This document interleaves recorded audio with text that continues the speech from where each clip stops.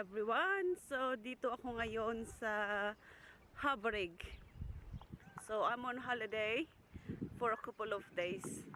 Escape from work and escape from the madness.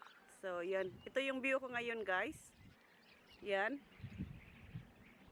So, doon ako nakatira for a couple of days. Doon sa mga static caravans.